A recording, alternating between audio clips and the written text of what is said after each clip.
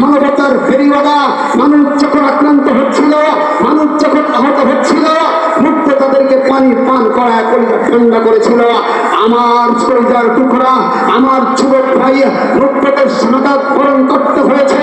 প্রিয় ভাইয়েরা আমার, আমরা আবার দেখলাম পীর সাহেব চরমোনাই ওই মুহূর্তে মুখ বন্ধ করে থাকে নাই। যত কথা বলে না, যত ভেত্তি বলে না, চাই সেটা তার পিঠ বাঁচানোর জন্য হোক, চাই সেটা কবি বাঁচানোর জন্য হোক, তারা গা ঢাকা দিয়েছিল। পীর সাহেব চরমোনাই গা ঢাকা দেয় নাই। পীর সাহেব চরমোনাই ছাত্র আন্দোলনে একটা আন্দোলন 18 তারিখে, জুলাইয়ের 18 তারিখ ওই বাইতুল মুকাররমে তিনি কি বলেছেন? এই নরপিশাচ আমার সন্তানের মুখে তারা গুলি চালানোর অধিকার দিয়েছে, ঠিক কি না বলে? এই কথাটা বাংলাদেশের ইঞ্চি ইঞ্চি মানুষের মাটির মানুষের হৃদয়ের মধ্যে ঢুকে গেছে। আর ইসলামের পক্ষ আমরা নিতে পারি না, ঠিক কিনা বলেন? আমরা কি দেখলাম? এই কথা যখন ঢুকে গেছে তখন সেনাবাহিনী নিজেদেরকে গোটায় নেওয়া আরম্ভ করছে। আর এদের উপর গুলি চালানো যাবে না। 19 তারিখে যুব আন্দোলনের প্রতিষ্ঠা বার্ষিকী সম্মেলন ছিল। সেই সম্মেলনে আমাদের প্রায় 600 নেতা কর্মী সেখানে আহত হয়েছে। আমি আর কথা লম্বা করতে চাই না, নামাজের সময় হয়ে গেছে। পরিষদে এতটুকু একটা করে করতে চাই, যখন কারফিউ দিয়ে মানুষের হৃদয়ে ভয় আতঙ্ক সৃষ্টি করতে ছিল, সবাই ভয় পেয়েছে। পীর সাহেব চরমোনাই ভয় পায় নাই। কারফিউ ভেঙে মানুষের মানবতা বাঁচাইতে, মানুষের শিক্ষার অধিকার ফিরিয়ে দিতে, মানুষের চাকরির অধিকার ফিরিয়ে দিতে ময়দানে নেমে গেছে। আমরা পীর সাহেব চরমোনাইয়ের সৈনিক, আমরা পীর সাহেব চরমোনাইয়ের ডান এবং বামের সৈনিক। আমি আপনাদের থেকে নতুন ইউনিয়ন থেকে একটা ওয়াদা নিতে চাই, আগামী দিনে যদি ইসলামী আন্দোলনকে বাংলাদেশে প্রতিষ্ঠিত করতে যেয়ে আমার যদি জান দিতে হয় জান দিব, মাল যদি দিতে হয় মাল দিব, জীবনটা যদি দিতে হয় কারা কারা করে হাত ধরে দেখায় দেয়।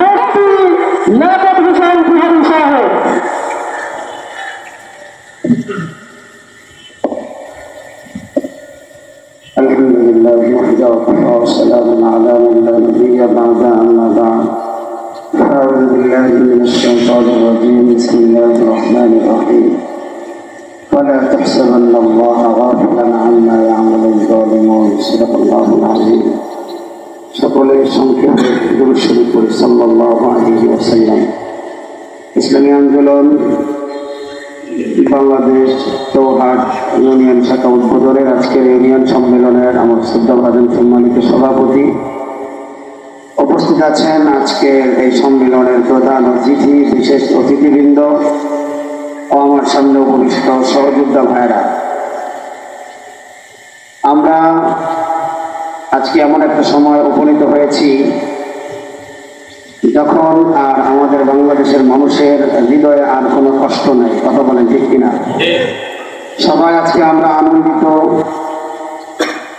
কারণ আজকে আমরা খুশি মনে কথা বলতে পারছি। জালেমের পতন হয়েছে, এদেশে আর চাঁদাবাজি করতে দেওয়া হবে না, এদেশে আর খুন খারাপি করতে দেওয়া হবে না, এদেশে আর কারো মাল লুণ্ঠন করতে দেওয়া হবে না, কারণ এদেশ হলো মুসলমানের দেশ। কথা বলেন ঠিক কিনা? যখন আমরা বিগত দিনে এদেশ মুসলমানরা স্বাধীন করেছে, এদেশ মুসলমানের দেশ, এই কথাগুলো যখন বলতাম, এক শ্রেণীর ধোঁকাবাজ, দাগাবাজ, বাটপার, লম্পট, 5 গোলামের হৃদয় কম্পন সৃষ্টি হয়ে যেত।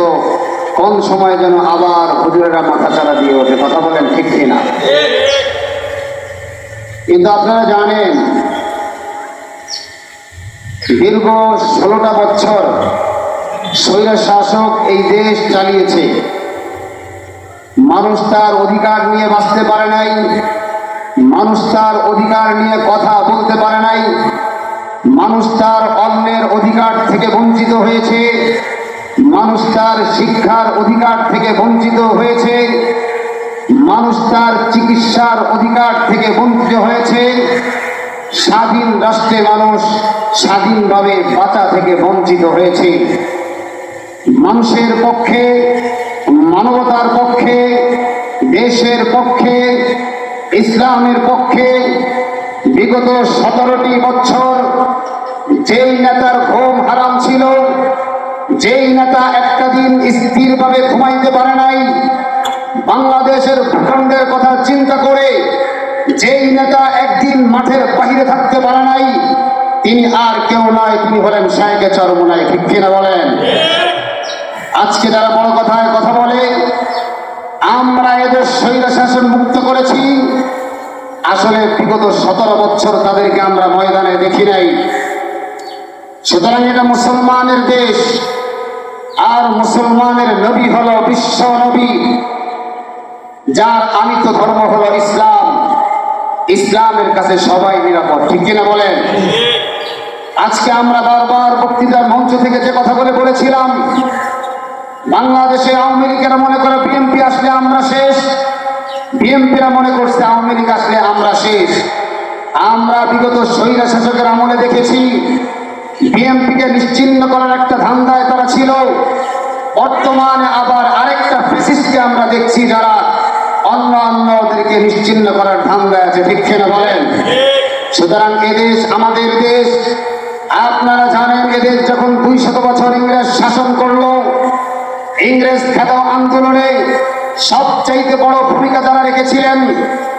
একজন নয়, দুইজন নয়, 80,000-এর অধিক উলামা একরাম শাহাদাত বরণ করেছিল।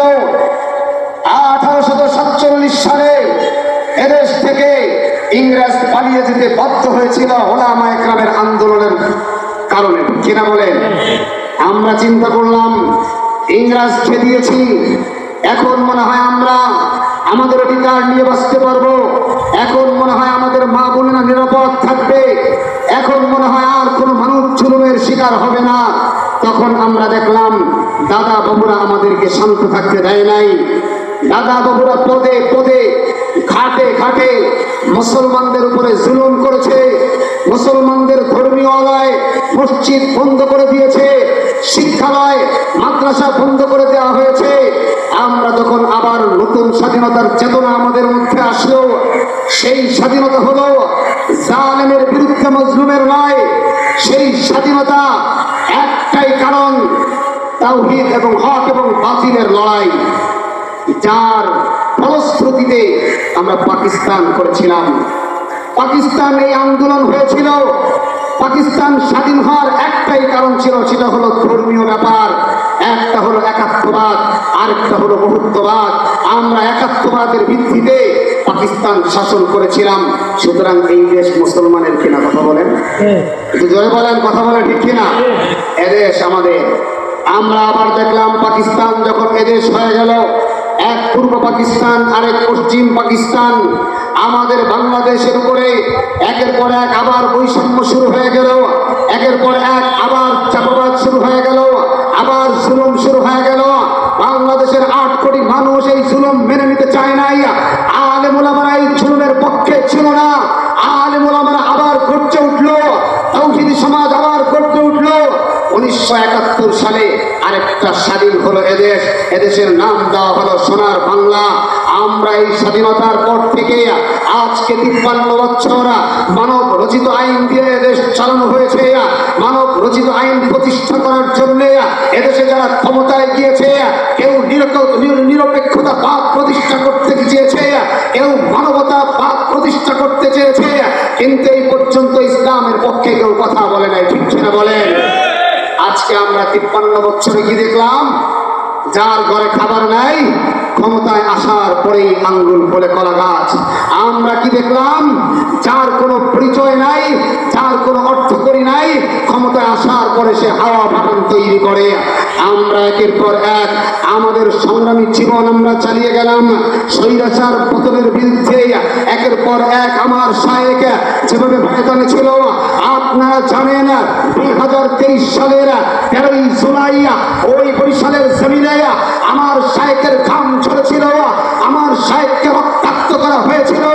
আমার শায়েখ আমাদেরকে পয়গাম দিয়েছিলেন, আমার শায়েখ আমাদেরকে কথা বলেছিলেন, তোমরা শান্ত থাকো, তোমরা ধৈর্য ধারণ করো, সন্ধ্যা পর্যন্ত তোমরা অপেক্ষা করো। আমরা সন্ধ্যা পর্যন্ত অপেক্ষা করেছিলাম। আমাদের হাতে কিন্তু তখন ক্ষমতায় ছিল, এই ক্ষমতা ছিল তাদেরকে প্রতিবাদ করার, প্রতিরোধ করার। কিন্তু আমাদের শায়েখের কথা আমরা অক্ষর অক্ষর মেনে নিলাম। আমার শায়েখ সাংবাদিক সম্মেলনে একটা কথা বলেছিল, আমার রক্ত যারা ঝরিয়েছে আমার তাতে কোনো দুঃখ নাই, আমি বাংলাদেশের খেটে খাওয়া মানুষের পক্ষে ছিলাম, আমরা বাংলাদেশের শ্রমিকদের অধিকার আদায় হয় না আদায়ের পক্ষে ছিলাম। আমি আল্লাহর কাছে দোয়া করি আল্লাহ এই জালেমের পতন না দেখায় যেন আমাকে দুনিয়া থেকে উঠায় না নিয়ে যায়। আমার ভাইরা, একটা হাদিসে কুদসির অংশ আপনাদেরকে শোনাইতে চাই। আল্লাহ রাসূলের মাধ্যমে আল্লাহ পাক জানাইয়া দেয়, মান আদালি ওয়ালিয়ান ফাকাদ আযানতুহু বিল হারব।